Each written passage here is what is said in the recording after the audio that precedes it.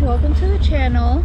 So I wanted to do kind of like a little recap of my first growing season, which was very unsuccessful as far as crops go, but very enlightening as far as understanding and just experimenting with our new environment. So we did move out here beginning of this year. March was our first real month here, and I really wanted to start a garden and be able to harvest some crops around this time. But I was very humbled by the weather and the animals pretty quickly on. And so it was not a very successful harvest season by any means, but I did learn a lot. So I kind of wanted to share with you my little journey of growing or trying to grow crops here in northern Arizona.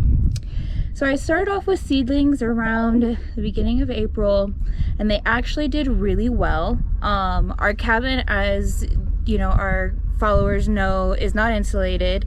So we spent our first winter here, which we thought we were skipping by coming in March, in an uninsulated cabin, which was really cold. We had a few snowstorms. So it was really hard to keep my seedlings away from the frost. But what I would do is I put them on these green trays.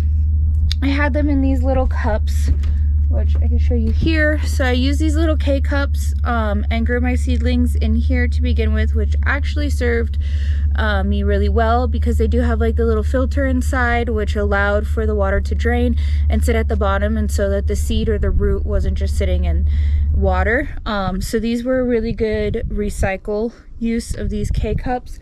And then at night I'd bring them into the cabin with us. I'd put another tray on top just to try to keep them a little bit warm. Again, our cabin's not insulated, and for the first snowstorm we didn't even have our wood burning stove up and running. So I was a little nervous that my seedlings were not going to make it, that they were just going to freeze. But they actually did really well. I had a very successful group of seedlings that grew. I think almost all of them grew, and I did a range of vegetables. I did tons of tomatoes and peppers. I did broccoli and cauliflower and cabbage. I did some zucchini, pumpkin, green beans, peas. I just tried a variety. I even did some herbs. I did basil and sage and thyme and rosemary and lavender. Like, I was very ambitious with trying to get things growing out here. And at first it looked pretty promising. And then once my seedlings were ready to be transferred, I set them up on our balcony that we have around our cabin in containers. I figured that would be the safest way. That way we didn't have to build out garden beds right away when we were trying to establish our water system and power and all of that. Plus they would be out of predator territory, at least I thought. So the cows and the deer and rabbits and ground squirrels wouldn't try to get to them. And at first it was pretty successful. They did really good. They transferred over really well. I also have this green tower that my in-laws gave me that I put to use, and everything looked really good. As my seedlings started to grow, the wind decided that it was going to humble me first, and it took out my viney plants. So it took out my green beans and my peas, and in my sprout beans that were all trying to grow up a little trellis. So those were the first to go from the wind. They just couldn't stand it. But everything else was doing really well. My broccoli, cabbage, and cauliflower were flourishing. I was really excited about that. I also did Brussels sprouts that were doing really well. My tomatoes were growing well. My peppers, they take a little bit longer, but they were looking really good. And my pumpkin and zucchini were looking great. I was super happy and pleased, super excited for fall to come, where I can start harvesting my first set of crops. And then I got re-humbled by the ravens. So although I planted everything in containers and up on our balcony, I did not account for the ravens. And we have a couple of ravens that like to hang out over here. And as soon as we had left for a week, we had to go to, or not had to go to, we went to Texas to visit our cousins for a baptism. And when we came back, the ravens had done a number on my garden. They not only ate any and every green thing they possibly could, but they literally pulled the plant out from the root. So there was like nothing left, which is super disappointing because, like I said, my broccoli and cauliflower and cabbage were doing so well and the leaves were so nice and it just looked so promising. And yeah, they destroyed it all. They took out the pumpkin from the root, the zucchini from the root. I had this planter bed filled with cabbage that they just literally took out. As you can see, there's still some remnants here. At first, I tried to water them to see if I could get those roots to take hold again, and unfortunately, damage was done.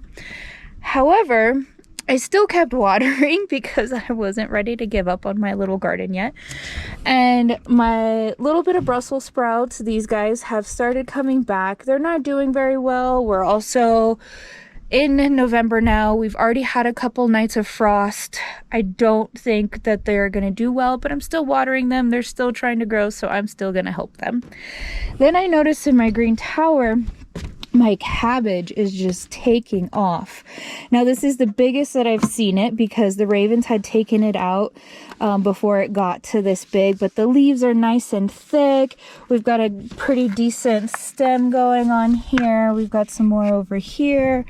And then I believe this one might be the cauliflower that's also doing pretty well, or at least it's holding on. So I'm still watering that and hoping that this just continues. It obviously likes the cold, which is really nice. Like I said, I'm not very hopeful just because we are moving into winter now here in northern Arizona.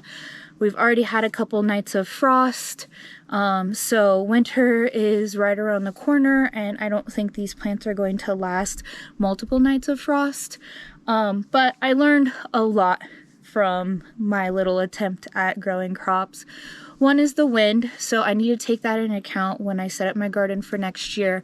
I'm thinking about doing actual planter beds, however, building like a lid that goes up and over them that's either covered in some really thick plastic to kind of create a small greenhouse effect, which would not only protect them from the animals, but also the wind, and hopefully keep them warmer when we do have these random frost nights that happen periodically towards the beginning of spring, and then as we move into fall.